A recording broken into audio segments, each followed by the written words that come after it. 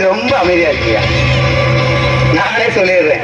இப்போ எல்லாம் எங்களை மாதிரி ஆளுங்க வெறும் சூட் கேஸ் வாங்கிட்டு அவனுக்கு ஆதரவு கொடுக்கறது இல்ல, டைரக்டா சீட்டு கட்டு வாங்கிடுவோம்ல.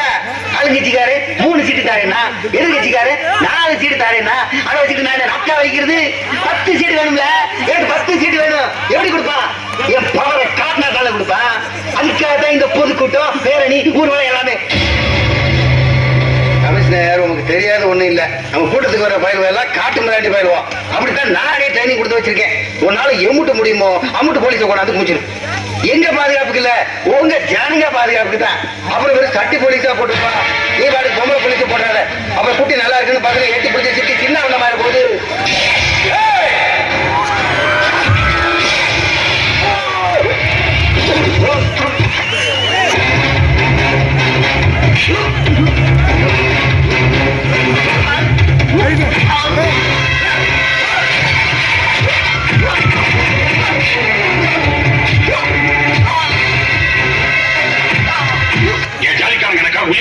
உங்களுக்காக உயிரையும் கொடுப்பாங்க. நான் இல்லைன்னு சொல்ல. அப்படி உயிரை கொடுக்கறவங்களுக்கு நீங்க என்ன பண்ணிருக்கீங்க? எங்க ஜாதிக்காரங்க ஏமாத்தி 20 வருஷமா இந்த தொகுதியில் எம்எல்ஏ இருக்கீங்க. என்ன வசதி பண்ணி கொடுத்திருக்கீங்க? எங்க ஜாதிக்காரங்க மேல கொண்டு வரப்போற பேசுறீங்களே. உங்க ஜாதியில எத்தனை ஏழை பொண்ணுங்க இருக்காங்க? மரச்சல் கொடுக்க முடியாம வறுமையில வாடி தவிச்சுக்கிட்டு இருக்காங்க. அவங்க ஒரு பொண்ணுக்காவது உங்க செலவுல நீங்க கல்யாணம் பண்ணி கொடுத்திருக்கீங்களா? இல்ல உங்க ஜாதி சங்கம் தான் கல்யாணம் பண்ணி கொடுத்திருக்கா? உங்க ஜாதியில பண வசதி இல்லாம, படிக்க வசதி இல்லாம எத்தனை ஏழை மாணவர் இருக்காங்க? அவங்கள யாரையாவது உங்க செலவுல படிக்க வச்சிருக்கீங்களா? பட்டம் வாங்கி கொடுத்திருக்கீங்களா? இல்ல. போராட்டம் புத்திய மத்திய ஜெயிலுக்கு இருக்கீங்க. அவங்க குடும்பத்தை எல்லாம் சீரழிச்சு நடுத்தரோட நிறுத்திருக்கீங்க. என்னோட ஒவ்வொரு நரம்பும் உடம்புல ஓடுற ரத்தமும் ஏன் ஜாதிக்காக பரபரப்பா பத்திரிகை அறிக்கை கொடுக்குறீங்களே. உங்க வீட்டு சமயக்காரன் உங்க ஜாதியா? கார் டிரைவர் உங்க ஜாதியா? மேனேஜர் உங்க ஜாதியா? உங்க மகனுக்கு கோடீஸ்வரர் வீட்டுல பொண்ணு எடுத்தீங்களே, அந்த பொண்ணு உங்க ஜாதியா? ஓட்டு வாங்குறதுக்காக ஜாதி வரியை தூண்டி விடுவீங்க, அடுத்தவங்க உயிரை வாங்குறதுக்காக ஜாதி வரியை தூண்டி விடுவீங்க. ஆனா இவங்க வசதி விடுறதுக்கு ஒண்ணுமே பண்ண மாட்டீங்க. 20 வருஷத்துக்கு முன்னால 200 ரூபாய் சம்பளத்துக்கு இருந்த நீங்க அரசியல்ல கொள்ளையடிச்சு இப்ப 200 கோடி ரூபாய் சொத்து சேர்த்து வச்சிருக்கீங்க. ஆனா இவங்க என்ன வச்சிருக்காங்க? இருக்கிறதுல அடமானம் வச்சிருக்காங்க. அண்ணன் சாமிக்கு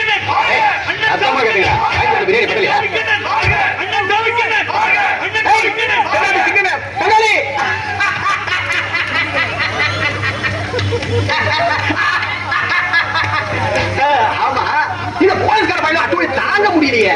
நாம ஊர்வலம் நடத்துவோம், கூட்டம் போடுவோம், அடிதடியே பண்ணுவோம். அதுக்கெல்லாம் இவங்க கிட்ட பர்மிஷன் வாங்கணுமா? ஆமா, சீக்கிரம் ஊர்வலத்துக்கு பர்மிஷனா? ஆமா, நீங்க வாங்கிருப்பீங்க. ஆனா நம்ம ரேஞ்சே வேற. மறியல் மெட்ராஸுக்கு அல்லகல படுத்திட மாட்டேன். அப்பதானே நம்ம பவர் தெரியும். ஆனா ஒண்ணு பங்காளி, இந்த கமிஷனர் பையன் மாதிரி எனக்கு பர்மிஷன் இல்லன்னு சொல்லட்டா. நான் முடிச்ச தாய்ப்பாலாம் வாந்தி எடுத்து வச்சிட மாட்டேன். பேரிக்கைய பாரு கலக்கிடுறா. டேய், நீங்க இங்கே அமைதியா இருக்கா, நான் வந்துடுறேன்.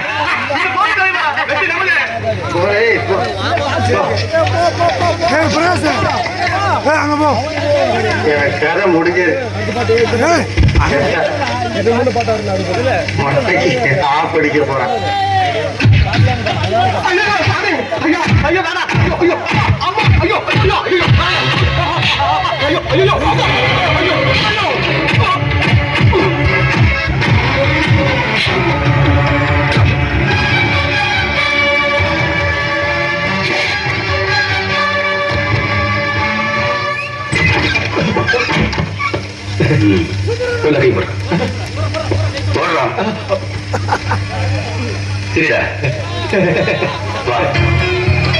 நீங்க ஒரு ஜாதி சங்க தலைவர், நான் ஒரு போலீஸ் கமிஷனர்.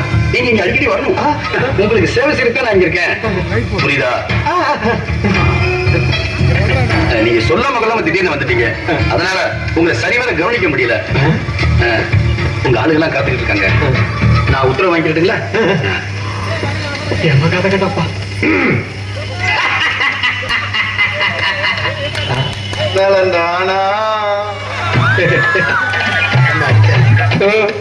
எடுத்துட்டானா? அப்பா படம் கக்கி இருக்கு.